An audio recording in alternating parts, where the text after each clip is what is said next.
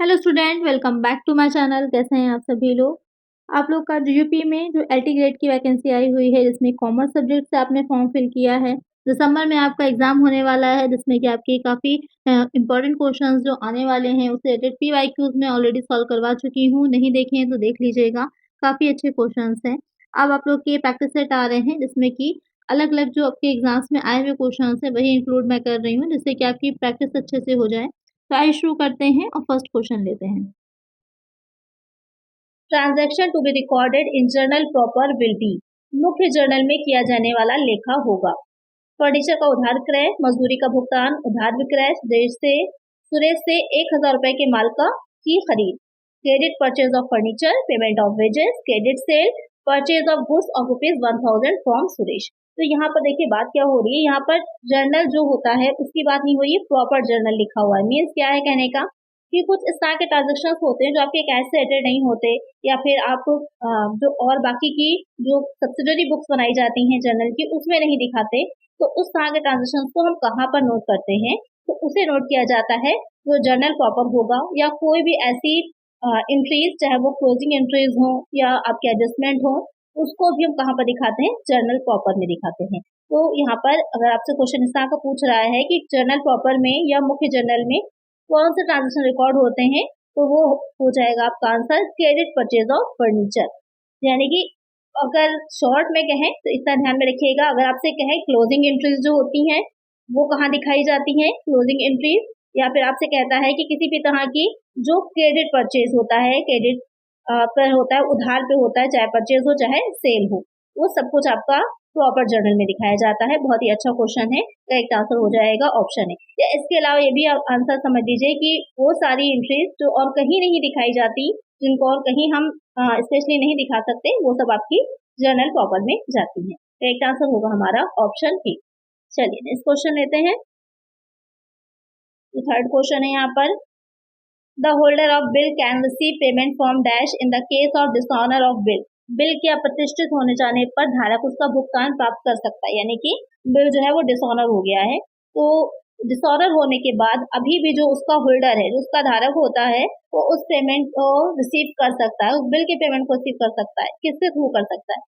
Only dryer, only dry, only endorser, या फिर any इंडोर्सर और ड्रायर। यहाँ पे क्या कह रहा है, केवल लेखक से ले सकता है, स्वीकारकर्ता से, इसे बेचान करने वाले से, या फिर किसी भी बेचानकर्ता अथवा लेखक से। तो जो उसका कोई भी जो इंडोर्सर होगा या ड्रायर होगा वो उससे उसका पेमेंट ले सकता है। यानी कि ये नहीं है कि डिसऑनर हो गया है तो अब उसको पेमेंट ही नहीं मिलेगा, तो डिसऑनर होने पर भी उसको पेमेंट मिलेगा। किससे मिलेगा? इंडोर्सर या फिर ड्रायर से मिल सकता है। करेक्ट आंसर यहाँ पे हो जाएगा हमारा ऑप्शन डी, फोर्थ वाला पॉइंट जो होगा वो करेक्ट होगा। चलिए नेक्स्ट क्वेश्चन है, in dynamic financial analysis we evaluate.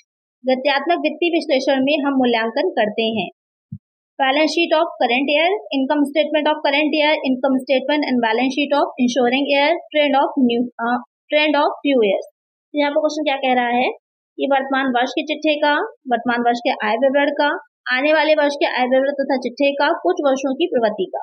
तो यहाँ पर जो फाइनेंशियल एनालिसिस होता है, तो आपने जर्नल पढ़ लिया, आपने लेजर पढ़ लिया, आपने फाइनल अकाउंट्स प्रिपेयर कर लिए, उसके बाद जो होता है, जो फाइनल अकाउंट्स हम प्रिपेयर कर चुके होते हैं, फाइनेंशियल एनालिसिस किया जाता है, फाइनेंशियल एनालिसिस और इंटरप्रिटेशन किया जाता है। उसके बाद डिसीजंस होते हैं, उसके बाद उसको कम्युनिकेशन होता है, लास्ट स्टेप आपका कम्युनिकेशन हो जाता है इसमें।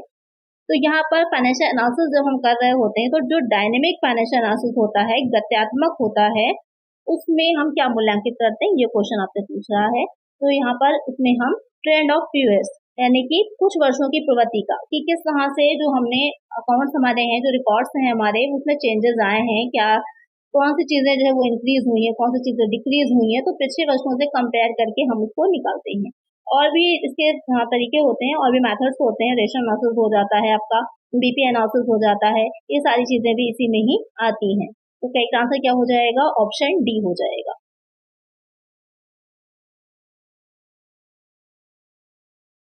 Which of the following is not a technique of financial analysis? इनमें से कौन सी वित्तीय विश्लेषण की तकनीक नहीं है? तुलनात्मक वित्तीय विवरण, अनुपात विश्लेषण, पूंजी बजटन, कोष प्रवाह विश्लेषण। Comparative financial statement, ratio analysis, capital budgeting, fund flow analysis. तो यहाँ पर आपसे पूछ रहा है फाइनेंशियल अकाउंटिंग की कौन सी टेक्निक, फाइनेंशियल एनालिसिस की बात यहाँ पर हो रही है, विश्लेषण की बात हो रही है, कौन सी वो टेक्निक नहीं है जिससे हम इसको एनालिसिस कर सकते हैं। तो अभी मैंने कुछ आप लोग के एग्जाम्पल्स लिए ही थे, जो डायनेमिक वाला था वहां पर, तो कौन सा नहीं है, तो कंपेरेटिव भी होती है, आपस में जो होता है कंपेयर भी किया जाता है प्रीवियस ईयर से करंट ईयर को, रेशो एनालिसिस भी होता है, फंड फ्लो एनालिसिस भी होता है। कैपिटल बजटिंग जो है वो इसमें शामिल नहीं होती है, फाइनेंशियल मैनेजमेंट से रिलेटेड हो जाता है, तो ये इसका हिस्सा नहीं होता। एक आंसर हो जाएगा यहाँ पर आपका option C. There will be flow of fund when, कोष प्रवाह होगा, goods is purchase for cash, machine is sold for cash, cash is collected from debtors, cash is paid to creditors. माल नगद क्रय करने पर, मशीन का नगद में विक्रय करने पर, देनदारों से नगद संग्रह करने पर, लेनदारों को नगद चुकाने पर। तो क्या क्वेश्चन कह रहा है कि जो कोष होता है, फंड होता है, उसका प्रवाह कब माना जाता है। तो एक चीज ध्यान में रखिएगा कि फंड का फ्लो तभी होगा जब आपकी दो तरह के, एक फिक्स एसेट होती है या फिक्स लायबिलिटीज भी होती हैं आपकी, दूसरा जो होता है वो करेंट हो जाता है। तो यहाँ पर जब ये दोनों साइड जो होंगे वो इफेक्ट डालेंगे, दोनों पर इफेक्ट पड़ेगा, तभी आपका फंड का इनफ्लो होगा या आउटफ्लो होगा। अदरवाइज यहाँ पर फंड का फ्लो नहीं होगा, अगर सिर्फ करंट में होगा या फिर सिर्फ फिक्स रेट के बीच में होगा। तो आपको इस पॉइंट को ध्यान में रखना है। तो पहला पॉइंट जिसमें कह रहा है कि goods is purchase for cash, आपने गुड्स को परचेज किया कैश में, तो क्या होगा, दोनों ही करंट एसेट हैं, गुड्स भी और कैश भी, तो कैश कम हो जाएगा, गुड्स बढ़ जाएंगे, ओवरऑल टोटल जो होगा करंट का सेम ही रहना है। Machine is sold for cash, अब यहाँ पर मशीन क्या है, ये फिक्स्ड एसेट है, और कैश क्या है, हमारी करंट एसेट है। अगर हम मशीन को परचेज कर रहे हैं तो वहाँ पर कैश हमारा क्या होगा, कम होगा, कैश को हम पेमेंट करेंगे, तो यहाँ पर जो मशीन है ये आपका फ्लो ऑफ फंड में आएगी। तो करेक्ट आंसर क्या हो जाएगा हमारा, ऑप्शन बी, सेकंड वाला पॉइंट जो होगा वो करेक्ट होगा। तो इस तरह से ध्यान दीजिएगा, जब भी आपके फंड फ्लो वाले क्वेश्चन आए, इनफ्लो हो चाहे आउटफ्लो हो। कैश कलेक्टेड करिएगा डेटर्स से, तो वहां पर क्या हो जाएगा, जो डेटर्स में कम हो जाएंगे और कैश आपका बढ़ जाएगा, करंट एसेट दोनों ही है, कोई चेंज नहीं आएगा। कैश पे करिएगा क्रेडिटर्स को, तो कैश कम हो जाएगा, उधर से क्रेडिटर भी क्या हो जाएंगे, कैश पे करिएगा क्रेडिटर्स को, तो वहां भी यही होगा कि कैश अगर पे कर रहे हैं क्रेडिटर कम हो जाएंगे, उधर से कैश भी कम हो जाएगा, तो भी दोनों करंट ही इफेक्ट करेंगे, फिक्स कोई भी इफेक्ट नहीं करेगा। तो यहाँ पर फ्लो तभी होगा जब फिक्स और करंट दोनों चीजों पे इफेक्ट पड़ेगा। तो एक आंसर हो जाएगा ऑप्शन बी। चलिए नेक्स्ट क्वेश्चन है, ये क्वेश्चन आपका पूछ रहा है कि current ratio of a firm is 2:1, if a payment of ₹50,000 is made to syndicators the current ratio will be. एक फर्म का चालू अनुपात 2:1 है, यदि लेनदारों को 50,000 का भुगतान किया जाता है तो चालू अनुपात क्या होगा, वृद्धि होगी, कमी होगी, स्थिर रहेगा, उसमें से कोई नहीं, यानी कि इंक्रीज होगा, डिक्रीज होगा, रिमेन द सेम या फिर नन ऑफ देम। तो यहाँ पर क्वेश्चन जो कह रहा है कि आपने पेमेंट कर दिया है, जो क्रेडिटर्स होते हैं उनको 50,000 का, तो वहां पर पेमेंट को 50,000 कर देंगे, तो वहां पर क्या होगा, तो यहाँ पर क्या हो जाएगा कि 50,000 से हमारे क्या होंगे, क्रेडिटर्स कम हो जाएंगे, तो जो रेशियो होगा वो हमारा इंक्रीज हो जाएगा। करेक्ट आंसर हो जाएगा हमारा यहाँ पर ऑप्शन ए। चलिए नेक्स्ट क्वेश्चन है,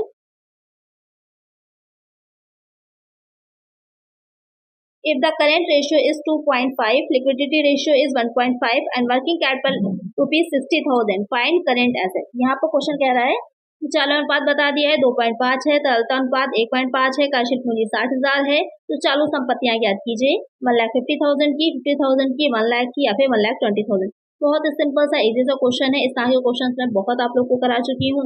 जल्दी से इसका आंसर मुझे कमेंट करिए कि क्या इसका करेक्ट आंसर होगा। जितने भी बच्चों का आंसर करेक्ट होगा उन सबके नाम, जो नेक्स्ट वीडियो आएगी उस वीडियो में उन सबके नाम मेंशन करूंगी। तो सभी बच्चे इसका आंसर मुझे जरूर से बताएं, क्योंकि इस तरह के क्वेश्चन मैं प्रीवियस वीडियोस में कई बार करवा चुकी हूँ आप लोगों को, तो ये आपको प्रैक्टिस में होना चाहिए। चलिए नेक्स्ट क्वेश्चन लेते हैं। नेक्स्ट क्वेश्चन है, a company's average stock is ₹80,000, stock turnover ratio is 6 and selling price is 25% above cost, then the amount of sales will be।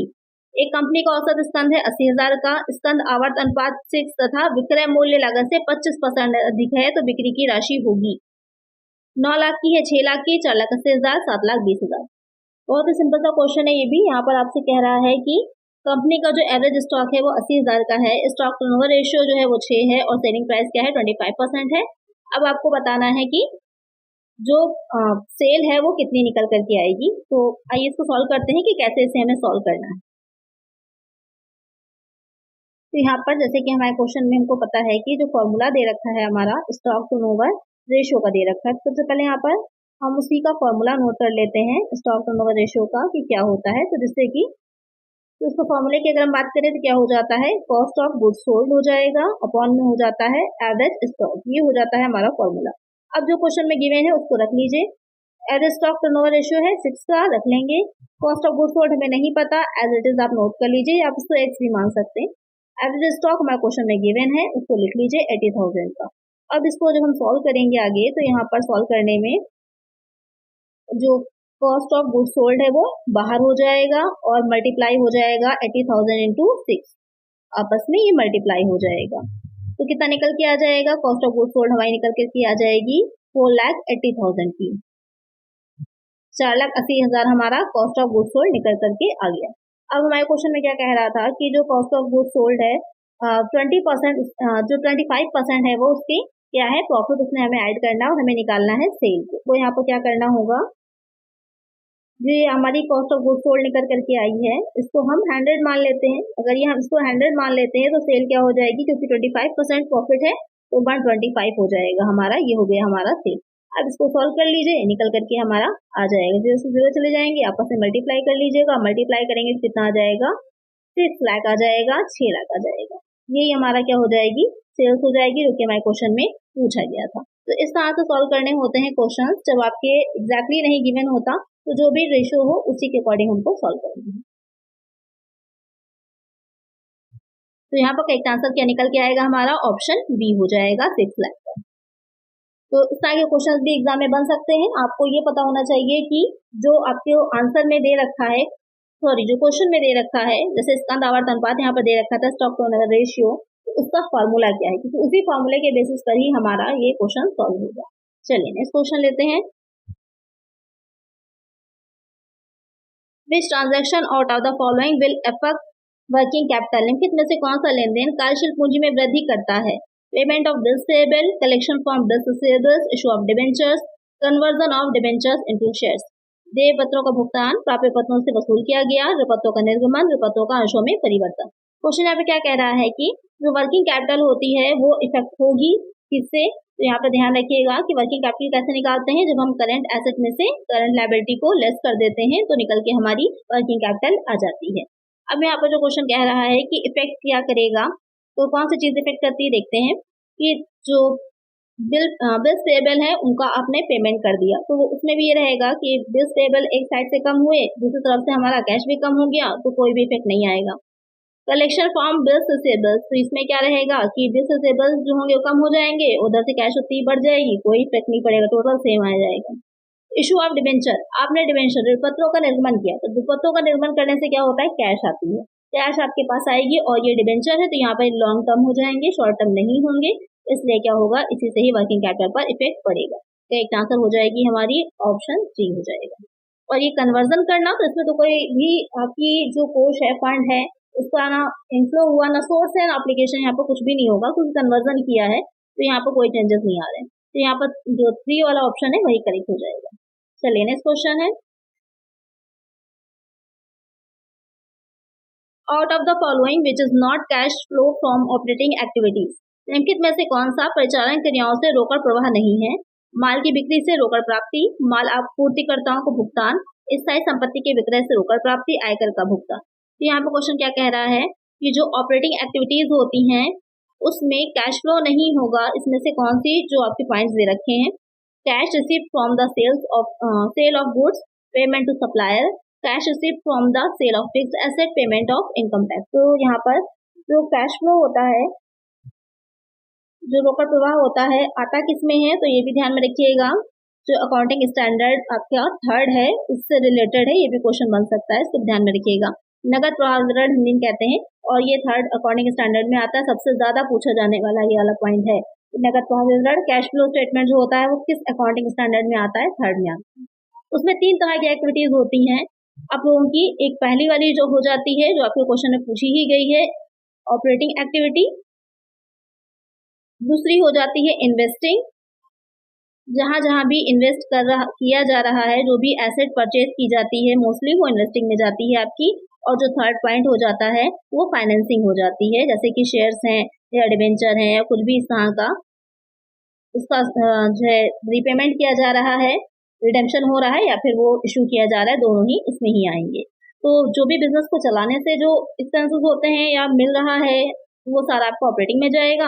जो फिक्स एसेट होंगे उसको सेल करेंगे या परचेस करेंगे, इन्वेस्टिंग में आएगा। और बाकी जो शेयर्स हैं, डिबेंचर्स हैं, इससे रिलेटेड फाइनेंसिंग में जाएगा। बाकी क्लियर हो गया। अब क्वेश्चन में आ जाते हैं। यहाँ पे कह रहा है कि कौन सा ऑपरेटिंग एक्टिविटी का हिस्सा नहीं है। तो पहला पॉइंट में क्या है, गुड्स जो है उसको सेल किया है, उससे कैश मिली है, किस में जाएगा, ऑपरेटिंग में जाएगा। पेमेंट टू सप्लायर, ये भी ऑपरेटिंग में जाएगा। Cash receive from the sale of fixed asset, देखिए यहाँ पर सेल किया है किसको, फिक्स्ड एसेट को, उससे हमको क्या मिला है, कैश मिला है। ये कहाँ जाएगा, ये आपका इन्वेस्टिंग में जाएगा। तो यही वाला पॉइंट क्या है हमारा करेक्ट आंसर हो जाएगा कि स्थायी संपत्ति के विक्रय से रोकड़ प्राप्ति जो है वो आपका रोकड़ प्रवाह विवरण के परिचालन क्रियाओं में नहीं आती है।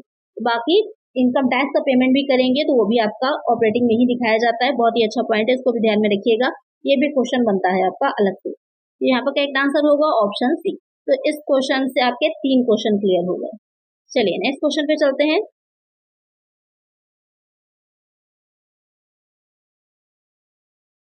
Out of the following which is cash flow from investing activity, निम्नलिखित में से कौन सा विनियोजन क्रियाओं से रोकड़ प्रवाह है। Cash receive from royalty, payment of dividend, purchase of fixed asset, all of 7। यहाँ पर क्या पूछ रहा है, इन्वेस्टिंग एक्टिविटीज के बारे में पूछ रहा है कि कौन सा करेक्ट हो जाएगा। तो यहाँ पर रॉयल्टी से कैश रिसीव हुआ है या फिर पेमेंट किया है डिविडेंड का, तो ये दोनों ही किस में चले जाएंगे, आपके रॉयल्टी और पेमेंट डिविडेंड दोनों ही आपके रॉयल्टी वाला जाएगा ऑपरेटिंग वाले में, और जो पेमेंट किया है डिविडेंड का आपने, तो पेमेंट ऑफ डिविडेंड जो होता है वो भी आपको किसमें दिखाया जाता है, वो आ जाता है आपका फाइनेंसिंग में। तो यहाँ पर जो फिक्स एसेट को परचेज करेंगे सिर्फ वही हमारा इन्वेस्टिंग एक्टिविटी में आएगा। तो करेक्ट आंसर क्या हो जाएगा, ऑप्शन सी हो जाएगा। चलिए नेक्स्ट क्वेश्चन है। अब यहाँ पर क्वेश्चन कह रहा है कि फाइनेंशियल एक्टिविटीज में क्या नहीं आता, कैश फ्लो जो है इससे नहीं होता है, निम्नलिखित में से कौन सा वित्तपूर्ति क्रियाओं से रोकड़ प्रवाह नहीं है। Cash receive from the issue of shares, redemption of debenture, payment of interest, dividend receive. यहाँ पर फाइनेंसिंग एक्टिविटीज का हिस्सा कौन नहीं है, ये देख लेते हैं। तो जो उससे रिलेटेड नहीं होगा, जो आपके शेयर्स होते हैं, डिबेंचर्स होते हैं, वही इसमें फाइनेंसिंग एक्टिविटी में नहीं आएगा। तो कौन सा करेक्ट हो जाएगा, डिविडेंड जो रिसीव होता है। अब एक चीज का ध्यान रखिएगा, थोड़ा सा कंफ्यूजन आप लोग को होगी। जो डिविडेंड का पेमेंट किया जाता है वो फाइनेंसिंग एक्टिविटीज में आता है, लेकिन जो डिविडेंड रिसीव्ड होता है वो इसका हिस्सा नहीं होता। तो ध्यान में रखिएगा, बहुत कंफ्यूजन वाला पॉइंट होता है। तो करेक्ट आंसर हो जाएगा ऑप्शन डी। चलिए नेक्स्ट क्वेश्चन है। Give the name of costing method, लागत निर्धारण विधि का नाम बताइए। Marginal costing, standard costing, process costing, all of the. तो यहाँ पर लागत निर्धारण विधि कौन सी है, सीमांत लागत है, माप लागत है, प्रक्रिया लागत है। तो सिंपल सा है, यहाँ पर कौन सी जो है वो कॉस्टिंग मेथड होता है या लागत निर्धारण विधि है। तीनों ही मेथड होते हैं कॉस्टिंग के। तो एक आंसर हमारा ऑप्शन डी हो जाएगा, उपयुक्त सभी, क्योंकि आपके मार्जिनल कॉस्टिंग भी होती है, स्टैंडर्ड कॉस्टिंग भी होती है और प्रोसेस कॉस्टिंग भी होती है। चलिए नेक्स्ट क्वेश्चन है।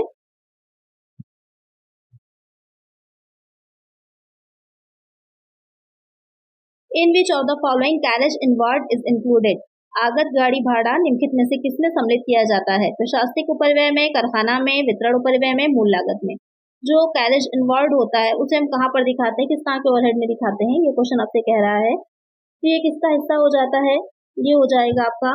जो कैरेज आउटवर्ड होता है वो आप फैक्ट्री ओवरहेड में दिखाते हैं, और उसे हम कहाँ पर डालते हैं, जो प्रॉफिट एंड लॉस अकाउंट होता है उस प्रॉफिट एंड लॉस अकाउंट में उसको हम दिखाते हैं। लेकिन जो इनवर्ड होता है वो आपका किसका हिस्सा होता है, जो ट्रेडिंग अकाउंट हम बनाते हैं उसका हिस्सा होता है, क्योंकि ये आपका एक तरह का डायरेक्ट एक्सपेंस होता है। तो यहाँ पर इसे हम कहाँ दिखाएंगे, इसे हम दिखाते हैं प्राइम कॉस्ट में, मूल लागत में। तो एक आंसर क्या होगा हमारा, ऑप्शन डी हो जाएगा। तो ध्यान में रखिएगा कि अगर आउटवर्ड दे रखा हो तो P&L में जाएगा, फैक्ट्री ओवरहेड का हिस्सा है, और अगर आपका दे रखा हो कि इनवर्ड है तो वो आपको प्राइम कॉस्ट में जाएगा, और कहाँ दिखाएंगे, ट्रेडिंग अकाउंट में दिखाएंगे। चलिए नेक्स्ट क्वेश्चन है। Fix cost per unit decreases, स्थिर लागत प्रति इकाई घटती है।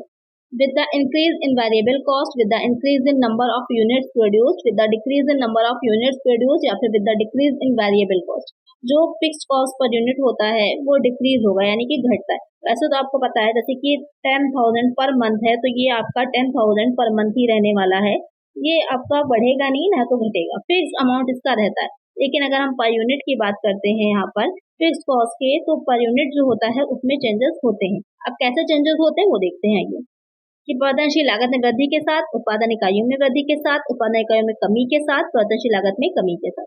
तो यहाँ पर जो फिक्स्ड कॉस्ट होती है वो आपकी जैसे जैसे आप यूनिट्स को बढ़ाते जाएंगे वैसे वैसे प्रोडक्शन की यूनिट्स जैसे बढ़ती जाएंगी वैसे वैसे फिक्स्ड कॉस्ट की पर यूनिट कम होती जाती है। ऐसे कि सपोज कर लीजिए अभी आप अगर बना रहे हैं 500 यूनिट्स को अगर आप बना रहे हैं और अब आप बनाने लगिए 1000 यूनिट्स, तो यहाँ पर अब आप नेक्स्ट जो बनाने लगे 1000, तो यहाँ पर अभी बना रहे हैं तो कितना जा रहा है, ये आपका 20 पर यूनिट आ रहा है निकल करके, लेकिन आगे कितना आ जाएगा 10 पर यूनिट आ जाएगा अगर आप 1000 यूनिट बनाने लगे। तो इस अमाउंट चेंज नहीं हुआ, लेकिन जो आपके प्रोडक्शन यूनिट्स बढ़े उसके अकॉर्डिंग यहाँ पर यूनिट कम हो गया। तो यहाँ पर करेक्ट आंसर क्या हो जाएगा, ऑप्शन बी हो जाएगा कि उत्पादन इकाइयों में वृद्धि के साथ क्या होता है, ये कम होता जाता है, पर यूनिट डिक्रीज होता है। करेक्ट आंसर है ऑप्शन बी। चलिए नेक्स्ट क्वेश्चन है, the name of auditing practices committee has been changed as, अंकेक्षण व्यवहार समिति का परिवर्तित नाम है auditing and assurance standard board, standard auditing practice committee, auditing and assurance standard practice board, none of the above. तो यहाँ पर क्वेश्चन कह रहा है कि जो अंकेक्षण व्यवहार समिति थी उसका जो नाम बदल करके आप चेंज करके हुआ है वो क्या नाम है, ये क्वेश्चन कह रहा है। तो आपका हो जाता है auditing and assurance standard board. जो आप लोग अकाउंटिंग में स्टैंडर्ड जिस तरह से एएस होता है अकाउंटिंग स्टैंडर्ड, इसमें हो जाता है अकाउंटिंग, जैसे कल मैंने आप लोग को बताया था वीडियो में, अकाउंटिंग एंड एश्योरेंस स्टैंडर्ड, ये आपका हो जाता है जो ऑडिटिंग से रिलेटेड स्टैंडर्ड होते हैं शॉर्ट में। तो एक आंसर है ऑप्शन ए। इसकी फुल फॉर्म पूछी जा सकती है इसलिए इसको नोट कर लीजिएगा। चलिए नेक्स्ट क्वेश्चन है, नेक्स्ट क्वेश्चन है, first auditor of the company is appointed by, company के प्रथम अंकेक्षक की नियुक्ति की जाती है share holders of the company, board of directors, central government, state government. Question कह रहा है कि जो फर्स्ट ऑडिटर होता है कंपनी का उसे कौन अपॉइंट करता है। तो फर्स्ट ऑडिटर अगर पूछा जाए तो मैं कई बार आप लोग को बता चुकी हूँ, जो बोर्ड ऑफ डायरेक्टर्स होते हैं फर्स्ट ऑडिटर को वो ही चुनते हैं, नियुक्त करते हैं, अपॉइंट करते हैं। लेकिन जो वैसे अगर कहा जाए, अगर यहाँ पर फर्स्ट ना लिखा होता सिर्फ ऑडिटर लिखा होता तो उसको कौन करता है, जो शेयर होल्डर्स होते हैं वो एनुअल जनरल मीटिंग जो होती है जिसको शॉर्ट में एजीएम बोला जाता है उसमें अपॉइंट करते हैं। यहाँ पर क्या हो जाएगा, बोर्ड ऑफ डायरेक्टर्स जो होंगे वो फर्स्ट ऑडिटर को अपॉइंट करेंगे। एक आंसर हो जाएगा ऑप्शन बी। चलिए नेक्स्ट क्वेश्चन है, out of the following civil liability includes, निम्नलिखित में से दीवानी दायित्व में सम्मिलित है, कर्तव्य भंग के लिए दायित्व, लापरवाही के लिए दायित्व, या फिर दोनों के लिए। Liability for misfeasance, liability for negligence, only for 1 और 2, बोथ 1 एंड 2। ध्यान दीजिएगा ऑप्शंस पे। यहाँ पर आपको सिविल लायबिलिटी की अगर हम बात करें तो किससे रिलेटेड है, ऑडिटर जो होता है, अंकेक्षक जो होता है उसकी आप यहाँ पर सिविल लायबिलिटी होती है तो 2 तरह की होती है, एक आपकी हो जाती है कर्तव्य भंग के लिए, दूसरी हो जाती है लापरवाही के लिए। तो ये दोनों पॉइंट सही है, लेकिन ये जो थर्ड ऑप्शन दे रखा है यहाँ पर, उस थर्ड ऑप्शन में ये करेक्ट नहीं होगा क्योंकि यहाँ पर आर लगा हुआ है। आप लोग जल्दबाजी में अगर आंसर ये लगा देंगे गलत हो जाएगा, और लगा हुआ है ये गलत नहीं है, जो आपका बोथ 1 एंड 2 है वो करेक्ट हो जाएगा। तो एक आंसर यहाँ पर ऑप्शन डी होगा। तो इस तरह से भी कंफ्यूजन हो सकती है एग्जाम में, तो ध्यान से आंसर लगाया करिए, गलत यहाँ पर भी हो सकता है कि अगर वो अपना किसी तरह की जो उसकी ड्यूटीज है उसको फुलफिल नहीं करता है, या फिर वो अगर अपने काम में लापरवाही कर देता है, वो ध्यान नहीं देता, अगर कुछ किसी चीज को चेक करना है, वॉचिंग करना है, नहीं किया तो वो आपकी लापरवाही है। और कर्तव्य भंग में जानबूझ करके वो देख रहा है कि गलत है, उसके बाद भी उस चीज को आगे बढ़ा देगा, तो वहां पर वो कर्तव्य भंग हो जाएगा। ये डिफरेंस है दोनों में। करेक्ट आंसर है ऑप्शन डी। चलिए next question, an auditor must be honest statement was used in, अंकेक्षक को ईमानदार होना चाहिए कथन का प्रयोग किया गया किंगस्टन कॉटन मिल्स केस में, London and general bank case में, आर्मिटेज केस में, या फिर लंदन ऑयल स्टोरेज केस में। तो यहाँ पर क्वेश्चन कह रहा है कि एक ये लाइन है कि अंकेक्षक को ईमानदार होना चाहिए, ये कहाँ कही गई थी, किस केस में कही गई थी, ये कही गई थी आपकी लंदन जनरल बैंक केस में। एक आंसर हो जाएगा ऑप्शन बी। तो इस तरह के केसेस को भी ध्यान में रखिएगा। ये भी केस इंपॉर्टेंट है, किंगस्टन कॉटन मिल्स वाला, इससे रिलेटेड क्वेश्चन भी बनते हैं। आगे मैं इंक्लूड करूंगी तो वहाँ पर आपको और अच्छे से एक्सप्लेन कर दूंगी। तो यहाँ पर करेक्ट आंसर जो है वो आपका ऑप्शन बी हो जाएगा।